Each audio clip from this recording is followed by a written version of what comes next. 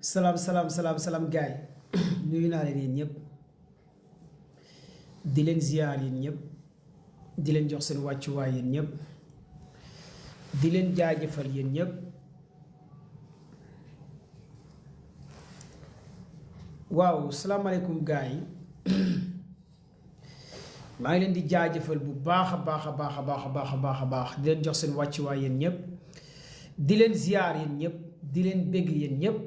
di leen jaajëfal yéen ñëpp commande de Baye la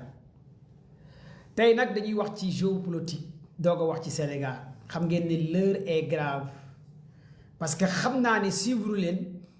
li xew jamono ji may wax ak yéen entre les Américains et les Iraniens 14 février l'an 2026 l'heure est vraiment grave comme j'ai l'habitude de le dire balaa dara xew nag bëgg naa ngeen partager live bi maximum ma wax leen pourquoi je dis l'heure est grave ndax ci semaine bii la américains yi war a attaquer lii di Iran tey le 15 voire 14 février l'an 2026 ak lan moo tax ma ne leen finalement États-Unis dina attaquer Iran wala Israël dina attaquer Iran y a plus le choix américains yi amatuñ choix Israël amatul choix bataille frontale entre les Iraniens et les Américains aura bel et bien lieu lu tax ma wax leen ko ak lan moo xew changement des 40 dernières 8 heures fi nga xamante ne mooy États-Unis ak fi nga xamante ne mooy Iran ak Israël gars yi partagé leen mu gaaw la live d'abord li ngeen war a comprendre après Sénégal lay mujjee gars yi partagé leen live s'il vous plaît partagé leen live bi s'il vous plaît je vous explique pourquoi l'heure est grave ak lu tax ma ne leen tey ci guddi wala suba wala ginnaaw suba bu leen dara bett bu ngeen déggee États-Unis attaqué na Iran le 15 février le 16 février 27 17 bu leen dara bett bu ngeen déggee États-Unis attaqué na Iran je vous donne des informations en un temps de record pour ngeen comprendre lan moo xew Ndiaye merci pour les cadeaux gars yi na gaaw s'il vous plaît laa leen kër yi ngeen partagé laa leen kër yi ngeen partagé mu gaaw s'il vous plaît je vous explique li nga xamante ne li xew ak information bi am à la dernière minute bi nga xamante ne ça vient de Israël ça vient de Israël ça vient des États-Unis d'Amérique ça vient de Israël ça vient des États-Unis d'Amérique ça vient aussi des services de renseignement Israël des services de renseignement Israël et les services de renseignement iraniens lan moo xew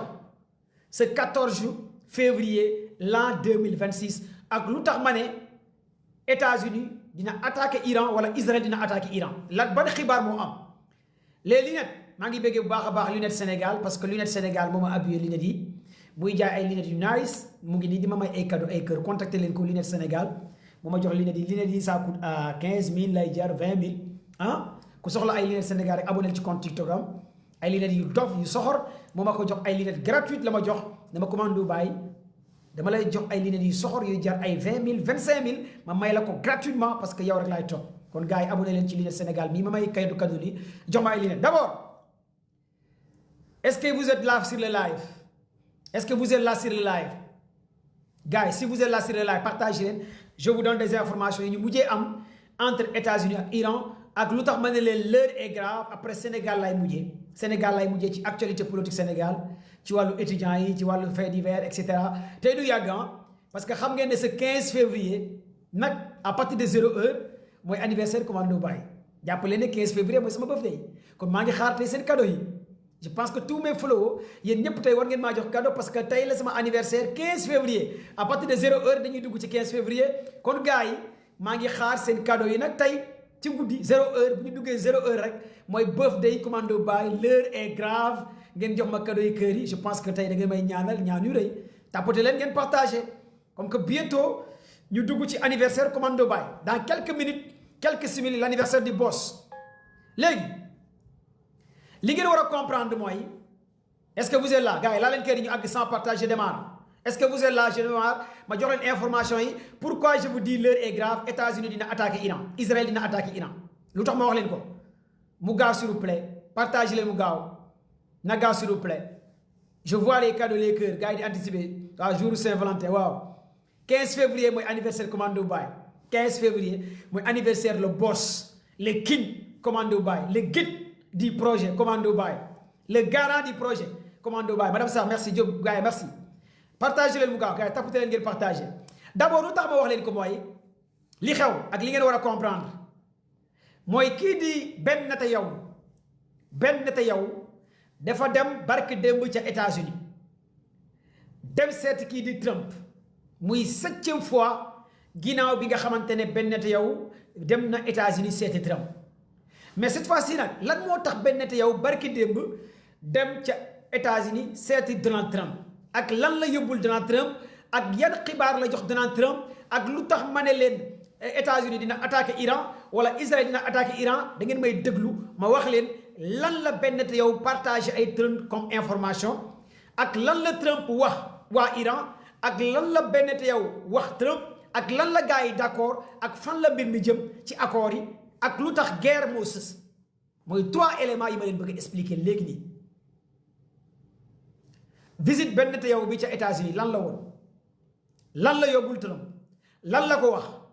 ak lu tax ma ne leen Israël dina attaqué wala États-Unis dina attaqué Iran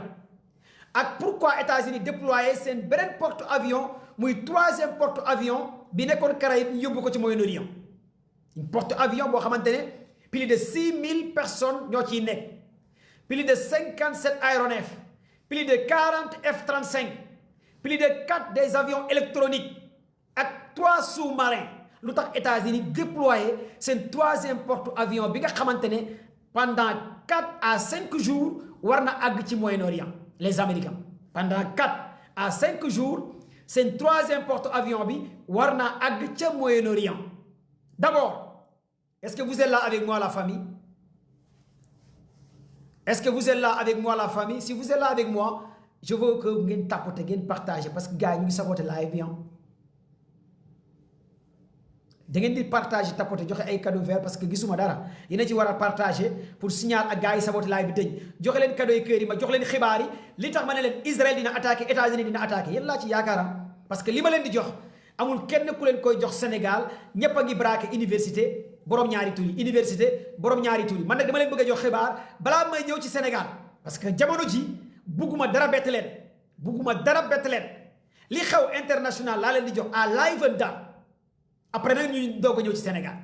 lu tax ma wax leen lii mooy 7e fois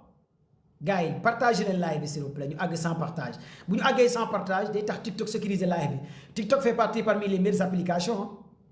TikTok fait partie parmi les meilleures applications kon foog ñu neexal waa TikTok parce que li may wax nii ku koy wax TikTok da lay tëbal wala yàqal la wala signaler la parce que ay secret laa leen di jox ay secret Israël ay secret américains yi ay renseignements laa leen di jox des informations de taille laa leen di jox ak fan la gars yi toll kon donc li may wax nii du ku nekk moo koy wax ci TikTok moo tax yéen a ci war a mën a jàpp joxe ay cadeau kër yi ñu dóoru gars yi ñu jàllale xibaar yi après ñu doog a ñëw ci actualité Sénégal d'abord xam ngeen ni que ne c'est la première fois dans l'histoire le premier ministre Israël Ben Netanyahu dem fi nga xamante ne mooy lii di États-Unis c'est la première fois le premier ministre Israël dem 7 fois États-Unis pendant 1 an ci benn at dem na juróom-ñaari yoon ca Amérique ci benn at 4 fois yu mu dem yépp ka Iran moo tax mu dem mooy premier ministre Israël Ben Netanyahu durant 1 an dem nañ 7 fois rencontrer Trump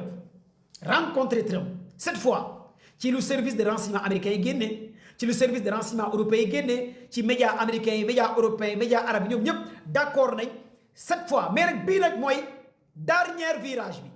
bi pourquoi cette fois-ci barki démb Ben Netanyahu dem ànd ak waa Mossad ànd ak beneen équipe de renseignement waa Mossad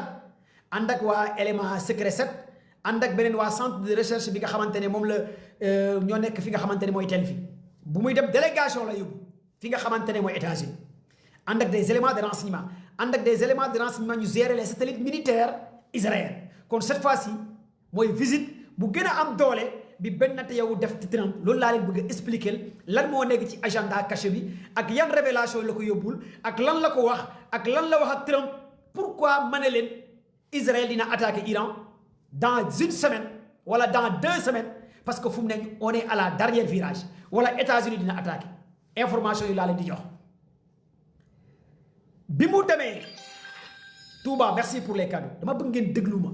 li may wax su ma paree su leen neexee ngeen dem ci média anglais yi média arabe yi média français yi ngeen def survey su nekkee li ma leen di wax amul ngeen ñëwaat ci sama live ngeen ne commande Baye li ngay wax amul là je vous le donne wala ngeen dem Telegram ngeen dem dans les médias russes. bi mu demee lan la yóbbul Trump ak lan la wax Trump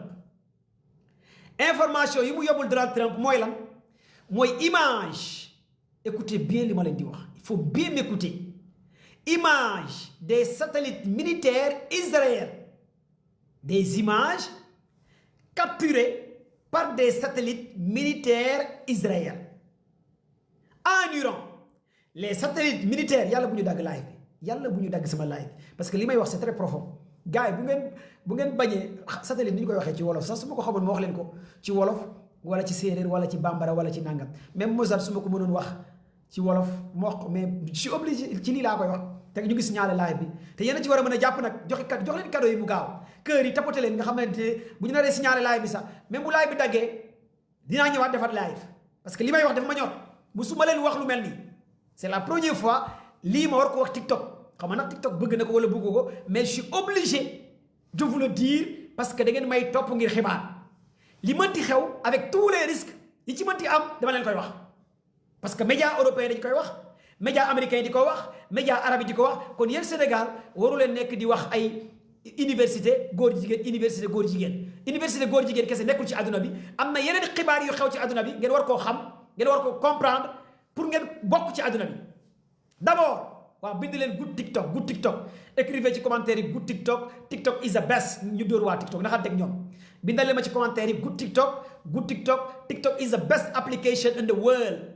TikTok is the best application in the world. TikTok fait partie parmi les meilleures applications du monde. La famille, téléchargez l'application TikTok. ñu dóor gars yi ñu leen naxante ak ñoom rek ba génn ci comme que ñun Sénégal moom cure-dent sax mënuñu koo créer Sénégal cure-dent sax mënuñu koo créer amul dara lu ñu créer ñun xam nga li ngeen war a comprendre mooy information yi mu yóbbul Trump yan xibaar la Ben Netanyahu mi massacré Israël mi massacré Palestine dem ca États-Unis yóbbul xibaar Trump barki démb lan la ko wax ak lu tax may leen États-Unis dina attaquer Iran dans 2 semaines plus ou moins 3 semaines commando Baye mooy wax ak yéen dans 2 semaines plus ou moins 3 semaines bu 3e porte-avions bi accès ci Moyen-Orient États-Unis dina jàll à la vitesse supérieure wala Israël dina jàll commando Baye mooy wax ak yéen bi mu demee. dafa ànd ak les services de renseignement waa Mossad ànd ak les services secrets MI6 yu Israël ànd ak ñi gérer centre de Weizmann ca Israël mooy les ingénieurs les scientifiques yi nga xamante ne ñoo gérer lépp luy donner information bi bàyyi ko centre de recherche bu nekk Weizmann boo xamante ne ñoom ñooy gérer toutes les données yu bàyyeekoo ci satellite militaire Israël li may wax nag si dafa xaw a xóot yàlla bu ñu coupé live bi bu ñu demee lan la ñu tegal Trump ci table bi dañoo joxe des images satellites militaires Israël yu capturer des informations des mouvements ci biir Iran am beneen 4e site nucléaire gars yi Iran am na 4e site nucléaire Iran am na 4e site nucléaire Iran am na 4e site nucléaire au-delà de Isapam Nazam ak Fordo Iran am na 4e site nucléaire bi satellite militaire Israël wone ay images ñuy wone encore les 2 sites nucléaires iraniens yi États-Unis bombardé woon ci mois de juin 2025 les satellites militaires Israël wane ay information que Iran mu ngi defar ay béton ay marbre ay surface bi li nga xamante ne mooy Isapam ak Fordo mooy site nucléaire yi sa waay bombardé woon Trump Iran mu ngi koy defar image yi les médias européens yu bëri ak médias arabes anglais wane nañ image yi ces informations benn te yow yóbbul ko Trump ne ko voici les informations mouvement satellite militaire israélien lii la wone Iran mu ngi progresser di defaraat yeneen site nucléaire di enrichir uranium bi information yu bàyyeekoo ca Israël mooy uranium Iran bi gars yi partagé leen live bi ñu àgg 1000 pour mën a sécuriser live bi li may wax xaw na graaw mais dama bëgg ngeen xam lu tax ma ne leen États-Unis dina attaquer Iran wala Israël dina attaquer Iran pendant bientôt 2 semaines wala 3 semaines bu 3e porte-avions américain yi accès ci Moyen-Orient parce que porte-avions boobu lay gars yi di xaar instant yi mooy porte-avions US Bush mooy US George Bush bi quitté Caraïbes dans les îles Caraïbes war a déplacer fi nga xamante ne mooy golfe Persique porte-avions bi quitté na te pendant 1 semaine dina agsi ci golfe Persique ci Moyen-Orient te Caraïbes la nekkoon quitté na ànd ak plus de 57 aéronefs mooy des avions am ci plus de 45 des F-135 am ci plus de 20 avions furtifs am ci plus de 3 sous-marins quitté na kon ngeen jàpp que États-Unis jël na plus de 3 porte-avions yóbbu ko ci golfe Persique bii tey leen loolu d'abord nee naa leen information yi mu ko jox mooy benn te yow da koo xamal ne carrément Iran mu ngi développé beneen site nucléaire Iran mu ngi koy développé muy 4e site nucléaire mu xamal ko ne image satellitaire yi nga xamante ne jëlee nañ ko ci Israël wone na ne les 3 sites nucléaires yu Donald Trump bombardé woon durant mois de juin 2025 ba Trump waxoon yàq na installation nucléaire Iran bi waa Israël wone nañ image satellite yi benn te yow yóbbul Trump wone ko carrément Iran mu ngi defaruwaat uranium bi nga xamante ni mu ngi koy enrichir sëy bi passé na 75% gars yi 75%. Bientôt 1 an, le directeur de l'Agence internationale de l'énergie atomique, bientôt 1 an, voire 2 ans, le directeur de l'Agence internationale de l'énergie atomique, Raphaël Gouarzi, waxoon na fi 2 ans ci ginnaaw que Iran seen sëy uranium bi àgg na 60%. te dès que seen sëy bi àgg 70% voire 75% Iran mën na développer 3 bombes atomiques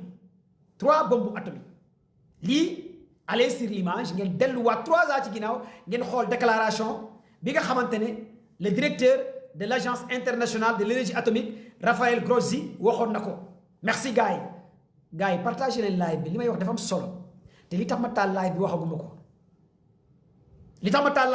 ko nee naa leen États-Unis pendant 2 semaines voire 3 dinañ attaqué Iran wala Israël dina attaqué Iran mooy rapport bi benn te yow oh gars yi live baa ngi wàcc de gars yi joxe leen cadeau yi kër yi fleurs yi ñu ngi koy signalé de waxoon naa leen li ma nar a wax su ma ko naree wax léegi live bi fay gis nga de bu nekkoon maa ngi nekk di wax ay cas comme cas Sénégal kenn du signalé live bi mais yéen a ci war a jàpp vous êtes 980 personnes sur le live. très bien Ousmane joxe leen cadeau yi kër yi bindal leen ma gu TikTok is the best bindal leen ma TikTok tapote leen ngeen bind TikTok moo ko yor gis nga secret yi may wax moo tax lii du yéen a signalé sama live bi lii du yéen a koy signalé waa Israël ak américain ñoo koy signalé parce que nee na booy bi fan la nekk ci sa adduna bi booy bi moom fan la nekk commando mi fan la nekk ci planète bi xanaa kii du sénégalais yaa ngi wax ci ay cas ay grève université ay góor jigéen grève université góor jigéen mais kii fatt nañu quoi ñun Israël États-Unis Iran booy bi fatt nañu booy yow doo yem ci affaire u Sénégal yow nga dugg suñuy cas bindal leen ma TikTok du ma yem suñu man seen affaire laay dugg de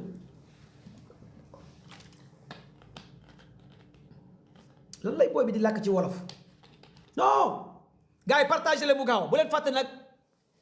à partir de 0 heure mooy sama anniversaire 15 février mooy anniversaire borom l'heure est grave mooy anniversaire commando Baye kon gars yi jox leen ma ay cadeau comme que sama anniversaire bientôt quelques heures ah ma off bougie bi quelques heures où sont les amoureux de la géopolitique où sont mes amis wala aw ma xarit fii ci live bi aw ma fi ay xarit dama amul ay xarit ci live bi wala partage leen tapote leen léegi nag li ngeen war a comprendre fii ak li ngeen war a xam fii d'abord mooy rapport bi Trump jot ci benn te yow image satellite militaire Israël loolu la benn te yow yóbbuloon kii di Donald Trump foofu ca États-Unis won na ko ay image satellite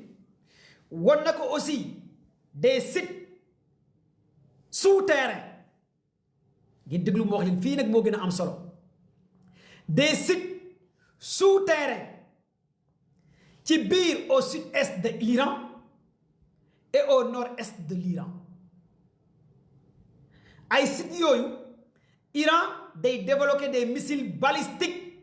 intercontinental yoo xamante ne Iran lu mu ci yor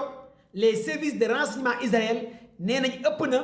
benn site bi kese ëpp na plus de 1000 missiles balistiques ci lu ñu xayma li Iran développé seen site souterrain yi nga xamante ne am na au sud-est de l'Iran et au nord-est loolu nag fan la ko benn te yow jëlee xam nga wax naa leen Iran dañ ko infiltré par les éléments de CIA Iran dañ ko infiltré par les éléments de Mossad ñooñu ñoo jox information ki nga xamante ne mooy le premier ministre Israël Ben Netanyahu information yooyu les satellites militaires Israël joxaaleen information parce que nag looy wax ba ñëw ci côté technologie ak information ak infiltration américains yi ak Israël sont très puissants sont très forts par rapport ak loolu te loolu foog ngeen xam ko d'abord en primo kon gars yi loolu forcément foog ngeen xam loolu d'abord gars yi laa leen kër yi ngeen partagé merci cadeau merci Fallou pour les cadeaux merci la famille parce que gars yi ñu ngi sonal live bien te yéen a ci war a mën a jàpp information yooyu nag mooy site souterrain yi ñu développé les missiles balistiques et les missiles hypersoniques ak installation nucléaire yi loolu la ñuy jóbbal Donald Trump léegi nag kii di Donald Trump nag xibaar yooyu la jël information yooyu la jël loolu moo tax mu ne mooy xibaar bi Trump wax démb lan la Trump wax démb dafa ne dinañ fëgg benn frappe chirurgicale Iran changer régime bi ngeen déglu ma wax leen changer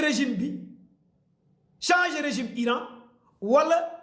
Iran valider les tables de négociation lii la Donald Trump wax démb dinañ changer régime bi ci Iran bu nekkee Iran d'accordul ci li États-Unis teg ci table bi léegi nag lan la États-Unis teg ci table bi ak lan la Iran wax démb États-Unis pour ngeen xam ne que l'heure est grave gars yi dinañ laalante lan la États-Unis teg ci table bi États-Unis dafa teg ci table bi ne ci waxtaan bi nga xamante ne jot nañ ko waxtaanee Oman gars yi est-ce que yéen a ngi déglu li may wax parce que live bi day dagg signal bi am na doole lool xaw ma tey lu mu demee nii Fatima merci pour les cadeaux les fleurs les cœurs madame Sarr merci est-ce que vous m'entendez parce que gars yi ñu ngi attaqué live bi comme c'est pas possible kon yéen a ci war a mën a jàppoo partagez leen vous êtes 504 505 personnes li may wax moo tax su ma nekkoon fii di saaga di wax ay cas di wax ay borom ñaari tur yi di wax ay cas doom vie privée jàmbur ay nangam di wax ikat étudiants yi live bi day yéeg mais li may wax moo tax léegi nag li ngeen fi war a comprendre mooy li ngeen fi war a comprendre la famille mooy lan la États-Unis teg ci table bi ak lan la Iran teg ci table bi ak lan la Israël teg ci table bi xam nga mbir mi dafa jaxasoo li xale yi di wax damaa jaxasoo mais mbir mi dafa jaxasoo instant yi léegi États-Unis dafa ne Iran sa enrichissement uranium bi da ngay delluwaat à 0% sa centrifugeur yépp da nga koy éliminer sa 3 sites nucléaires yi da ngay arrêter enrichissement bi uranium bi nga développé da nga koy jël nga yóbbu ko ci benn réew boo xamante ne wóolu nga ko mooy soit Chine wala Russie kon ngeen xam ne l'heure est grave kon ngeen xam ne l'heure est grave Cheikh merci pour les cadeaux Cheikh Diop joxe leen cadeaux yi kër yi fleur yi lii la américains yi teg ci table bi ñu ne enrichissement uranium Iran bi Iran jot a développé Bouba merci pour les cadeaux Doudou merci pour les cadeaux aujourd'hui c'est Saint-Valentin les amoureux ana amoureux yi ana gars yi bëggante amour nag am na amour diggante yaay ak papa diggante jabar ak jëkkër diggante copain copine diggante yaay ak doom l'amour est aujourd'hui c'est Saint-Valentin amour vraiment amour bëggal dafa neex vraiment bëggante leen je souhaite une excellente fête de Saint-Valentin sama soxna sama jabar sama chéri boy mooy sama xarit moom kese laa bëgg moo dàq fii te mu may seetaan aw buuru këram vraiment je t'aime mon amour mon cœur yaayu maam Baye Niass yaayu sama yaay mu ma jural doom ma tuddee ko Baye Niass mu jural ma doom ma tuddee ko sama yaay yaa nekk jigéen ju gën ci jigéen ñi sama chéri boy xale yi patriote yëpp yaa leen dàq xale yi patriote yëpp yaa leen mën yow kese laa nopp aw buuru këram xaritu jëkkëram yaa ma muñal jàppale ma bébé je t'aime je t'adore I love you doo moromu kulunaa yi doo moromu boy patriote yi je t'aime mon amour yow kese yaa fi nekk keneen nekku fi ko dul yow d'abord li ngeen war a xam mooy ak li ngeen war a comprendre li ngeen war a xam ak li ngeen war a comprendre ak li war a am fii mooy lan la gars yi teg ci table bi États-Unis dafa ne Iran enrichissement uranium bi dañuy dellu à 0% jël seen uranium bi jébbal ko Chine wala Russie concernant les missiles balistiques intercontinental dañuy wàññi portée bi ay 2500 kilomètres 5000 kilomètres mën a atteindre li nga xamante ni mooy Israël lii la gars yi teg ci table bi lii la américains yi jox waa Oman pour gars yi waxtaanee lii lan la waa Iran tontu waa Iran nee nañ ñoom seen enrichissement uranium bi mën nañu arrêter enrichissement dans le cadre développer arme nucléaire ci côté militaire mais ñu maintenir seen enrichissement uranium dans le cadre arme civile mais quant à nag ñu jël seen uranium bi di ko jëbbal Chine wala Russie waa Iran nee nañ loolu duñ ko def kon ngeen xam ne laalante dina am waa Iran nee nañ li États-Unis wax duñ ko def du ñu jël seen uranium bi di ko yóbbu ca Russie wala ca Chine duñ ko def du ñu commencé waat à 0 enrichissement uranium duñ ko def waa Iran duñ ko def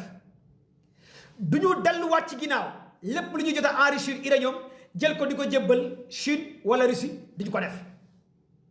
pour sécurité Israël duñ ko mës a def mais quant à nag ñu arrêté ñoom Iran ñu arrêté enrichissement bi ci côté développé arme nucléaire Iran ne arme nucléaire du seen agenda arme nucléaire bokkul seen agenda mais enrichissement bu ñuy def nii ci côté civil ci loolu la ñu nekk di liggéey mais pas pour développer ay armes nucléaires et cetera muy benn loolu kon déggoo amul diggante États-Unis ak Iran déggoo amul léegi nag bu déggoo amul lan moo nar a am bu déggoo amul lan moo nar a am bu déggoo amul léegi lan moo nar a am bu waxtaan amul lan moo nar a am bu juboo amul lan moo nar a am est-ce que vous êtes là avec moi c'est la vérité loolu moo tax ma ne leen l'heure est grave gars yi partagez leen live s'il vous plaît du Thiam là je vous donne des informations à la dernière minute yi mujjee génn je vous donne des informations yu génn mooy 4 heures de temps la xibaar yi daanu li ma leen di jox nii mooy 4 heures de temps la xibaar yi daanu entre les Américains et les Iraniens entre les Américains et les Iraniens loolu moo tax États-Unis dépêché seen 3e porte-avions bi nekkoon ca Caraïbes dellu ca golfe Persique États-Unis déployé nañ seen 3e porte-avions bu nekkoon ca Caraïbes war a dem ca golfe Persique accompagné de 3 sous-marins porteurs ogives nucléaires accompagné des destroyers accompagné des navires accompagné des avions furtifs des avions électroniques accompagné des F-35 accompagné des FA-18 maanaam arsenal bi États-Unis yóbbu ca golfe Persique musul am jamono ji may wax ak yéen les Américains sont puissants très puissants en matière de technologie parce que bu nekkee guerre aéronavale les Américains sont très puissants en matière de guerre aéronavale parce que jamono ji may wax ak yéen li États-Unis déployé ca Moyen-Orient ca golfe Persique bi gars yi l'heure est grave l'heure est vraiment grave léegi nag Bennett yow dellu na ca Israël barki démb li mu wax ak Trump soit da ngay dem attaquer wala ma attaquer soit da ngay dem attaquer wala ma attaquer bu nekkee Iran d'accordul ci li ma bëgg lii mooy te wax naa leen kan mooy Trump kan mooy Bennett yow est-ce que Bennett yow sax gën a fort Donald Trump président États-Unis boo ko waxee ku comprendre sax di la naan commando lan ngay làkk ni te Israël moo gën a tuuti Amérique Bokar merci pour les cadeaux est-ce que benn yow gënul puissant sax Donald Trump président États-Unis ñi comprendre géopolitique géostratégie ñu comprendre doctrine des sionistes di nga xam dëggantaan benn yow moo gën a puissant Donald Trump ñi comprendre dëgg lan mooy Israël ñi xam dëgg lan mooy Israël ak ñan ñoo ŋànk Israël ñi xam dëgg Israël moom Amérique Israël moo téye Amérique les sionistes kon di nga comprendre commando Baye li mu lay làkk nii di nga xam dëggantaan lan moo xew ak fu ñu jëm waxoon naa leen fii sionistes yi ñoo téye Israël sionistes yi ñoom ñooy valider lan moo nar a am ak lan moo dul am tous ces présidents que ça soit muy Obama muy George Bush muy Joe Biden muy Trump ñoom ñëpp du ñu dara dañu leen di fal rek mais gars yi ñooy décider lan ngeen di def agenda bi ñi ñoo ko yor mais ñoom yoru seen agenda des fois nag boo koy wax ku comprendre danaan non président américain yi man leen di da nga naa comprendre lan moo xew ay Joe Biden mooy Obama Trump mooy Obama mooy Joe Biden ñoom ñëpp ñu 6 mooy 9 mais ñi nga xamante ne ñi yor dëggantaan doctrine Israël États-Unis mooy les sionistes mooy lu ñu woowee deep state mooy l'état profond ñoom ñoo téye États-Unis pas ñi ngay gis nii ci média yi déedéet mooy ñi nga dul gis ñoom ñoo ko téye te passé wuñ 20 personnes ñu ko téye 20 personnes ñoom ñoo téye adduna bi ñoo téye États-Unis téye Israël ñoom ñooy décider lii am ak lii xew quand je vous parle le groupe MAGA mooy groupe bi fal Trump allez sur IA Google ngeen xool ñan ñooy MAGA les MAGA ce sont des milliardaires des millionnaires des billionnaires ñoom ñoo fal Trump le groupe MAGA aux États-Unis ñooñu nag li ci ëpp ci ñoom ñooy gérer doctrine Israël doctrine États-Unis là il faut que ngeen xam ko d'abord pour ngeen mën a avancer un peu ci wàllu géostratégie ci wàllu nouvel ordre mondial bi nan lay demee ak pourquoi le retour de Trump ñu war a dem benn guerre te Trump dafa ñëw pour def guerre Trump dafa ñëw carrément pour mu accomplir mission bi nga xamante ne moo desoon mais foog guerre am parce que lii mooy agenda te lii contrat bu mu signé ak ñoom la moo foog guerre am léegi nag à quelle fin moo tax l'an 2026 bi day nekk année bu doy waar bu terrible là je vous le dis l'an 2026 bi waxuma pour wax ak toi ci côté zahir ci côté baatin mooy gën a tar ci at yépp 2026 bi parce que mooy année de révélateur atum révélateur révélation day génn lépp lu nëbboon day feeñ ci 2026 lépp lu nëbboon day génn ku nekk sa doctrine day taxaw su ngeen xoolee Sénégal sax révélation yaa ngi génn ku leen waxoon ne Sénégal dinañ toog ba ñuy tudd ay nit ci wàllu borom ñaari tur muy feeñ te depuis 2019 am na feeñut mooy 2026 année de révélation même ñiy def horoscope mais borom baati ni borom nangam xam nañ 2026 mooy atum bi nga xamante ne ku nekk sa mbir day feeñ day fës day taxaw yàlla day wane yu bëri ci 2026 dama leen di wax lu garaaw laa leen di wax lu doy waar laa leen di wax 2026 mooy atum révélation mooy atum xeex atum guerre te je vous le dis moo tax ku yeboon na dellu ci yàlla ku yeboon na nga dellu ci yàlla ku yeboo na nga dellu ci yàlla ku yeboo na nga dellu ci yàlla ñaawteef yu bari dina xew deret dina tuuru dina amay ñaawteef lu bon dina feeñ nouvel ordre mondial bi dina taxaw seen agenda ça passe ou ça cache ñoom foofu la ñu sàmm balaa bi dugg 2027 day leer parce que 2027 bugguma dugg ci leneen li sax quoi mais dinaa leen wax sax bugguma dugg ci affaire yu xóoti damay bañ a pare sax ngeen woo ma ne ma commando baay defal ma li si xaar wala commando baay xoolal ma nangam je vous le dis moo tax à chaque fois boo gisee ñun ñuy tiit di ragal di wax parce que xam nañ li xew comprendre nañ agenda bi lan moo nar a xew les heures qui viennent les jours qui viennent ça va bouger crise yu bëri dina am ci àdduna bi ci 2026 bi moo tax il faut tout attendre loo foogutoon mooy am ci 2026 loo xalaatul moom mooy am ci 2026 mooy atum révélation parce que Dajjal dina wone lépp te day taxaw le 6 ci 2026 bi tout est calé tout est en place rien n'est hasard tout est calculé timing bi waxtu bi heure bi chiffre bi lépp pare na allahu axlana lépp pare na pour que ñu jàll ci l'heure de la vérité heure de la vérité mooy guerre muy 3e guerre mondiale mooy apocalypse mooy projet New World Order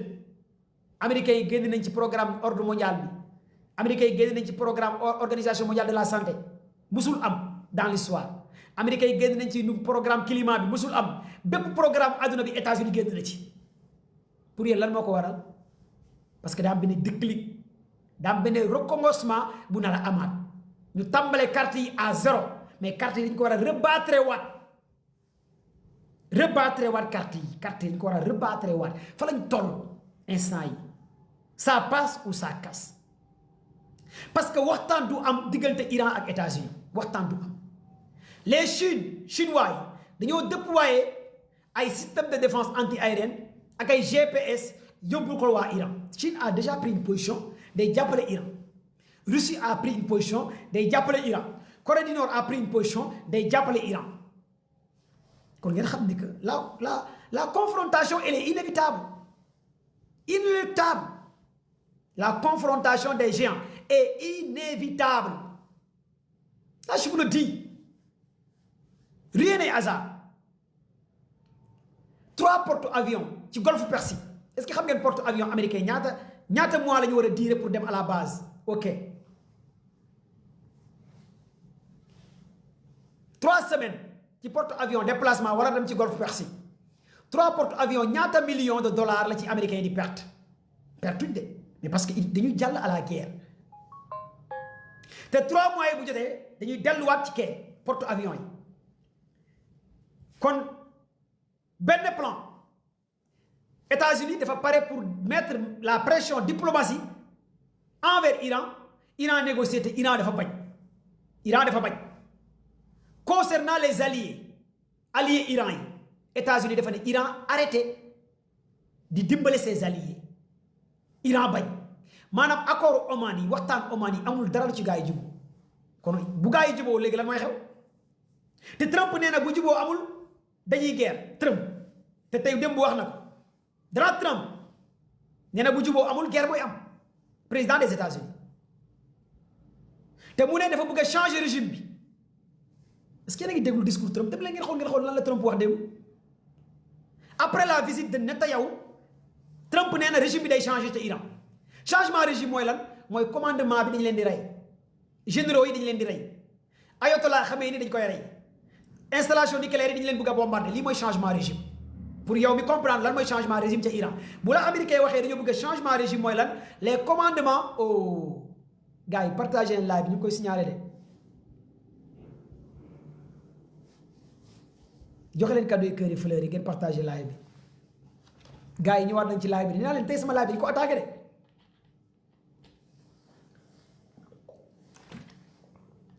à 0 heure 0 heure laay fête sama anniversaire bi tey la anniversaire commando ba ana cadeau yi kër yi fleurs yi 15 février baay boroma 15 février mooy sama birthday bientôt quelques simili ñu fêtandoo anniversaire bi live daa man ak yéen merci Amina Gracia joyeux anniversaire good life merci Talib gars yi wax leen ma joyeux anniversaire boobu très bien Amina joyeux anniversaire na daw boobu ci commentaire yi joyeux anniversaire commando happy birthday to you commando bye happy birthday to you for me happy birthday to you commando bye gars yi du ngeen tàccu nday naar Cissé looy ree nday naar daal bloqué xari léegi li tax ma ne leen waaye 15 février may boroma c'est l'anniversaire du boss commando bye merci la famille aujourd'hui c'est mon anniversaire TikTok TikTok va me souhaiter anniversaire. J'ai fêté mon anniversaire avec TikTok ce soir. Avec TikTok, on fête mon anniversaire avec TikTok, avec mes followers, avec mes amis. Hein? Où sont mes amis? Vous êtes là avec moi? Xoolal séeréer yi di laajte gâteau non gâteau bi lan la Fatiha ak ñetti salaatu Fatiha mooy gâteau bi ku ne ci yéen daf may jàngal Fatiha ak ñetti salaatu Fatiha nga aadiyaa ko yeneen bi nga ñaanal yàlla commando baay loolu mooy gâteau bi man dama crazy de gâteau bi loolu kese la Fatiha ak ñetti salaatu Fatiha ngeen di def ngeen ñaanal yàlla commando baay ngeen aadiyaa ko yeneen bi sallallahu alayhi wa sallam ngeen ñaanal commando baay gudd fan xam-xam bu sell ak bu wér ak jàmm ak salaam lii kese laa leen sant. lii kese laa bëgg ngeen ñaanal ma incha allahu rabbi à partir de 0 heure léegi sànq ñu ngi toll ci lu tax ma ne leen les alliés li États-Unis wax ci Iran ci alliés yi Iran dafa bañ carrément lunette merci lunette Sénégal merci ñoo ma jox verre yi waa lunette Sénégal ñoo ma jox verre yi képp ku bëgg ay verre yu nice ay verre yu rafet contactel waa Lunette Sénégal ñu ngi Dakar ñu jaay la ay verre yu nice ñoo ma jox verre yi gratuit jox ma ko ñoo may jox cadeau yi kër yi fleurs yi verre yi may jam puti yëpp waa Lunette Sénégal ñoo ma ko jox samay partenaires lañ merci mes partenaires Lunette Sénégal merci. léegi les alliés de l'Iran mooy Hezbollah mooy Hamas mooy jihad islamique bi nekk ca Irak mooy Houthi nekk ca Yémen États-Unis dafa ne Iran na arrêté di financer ses alliés États-Unis dafa ne na arrêté di financer ses alliés kon lii mooy li ngeen war a xam d'abord ci lu taxaw kon lii mooy li ngeen war a xam les alliés Iran encore dafa bañ ci loolu kon Iran encore dafa bañ carrément ci États-Unis pour mu arrêter financement de ses alliés loolu aussi da leen di woon ne carrément que États-Unis ba léegi nii ils n'ont pas le choix troisième porte-avions bi nag dina àgg pendant une semaine bu àggee ci golfe Persique bi négociation yi dina continuer wala du continuer ak li ci war a am là je vous le dis négociation du amati Iran mu ngi commencer développer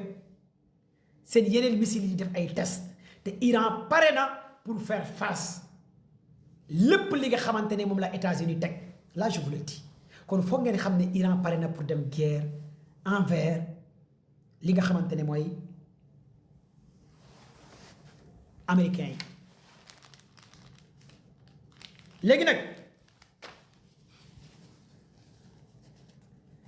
balaa may jël quelques éléments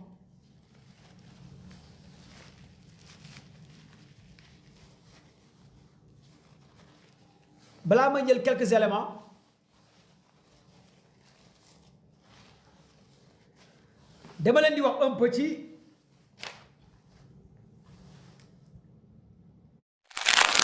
abonné leen tey aimé di partager di participer di envoyer ay cœur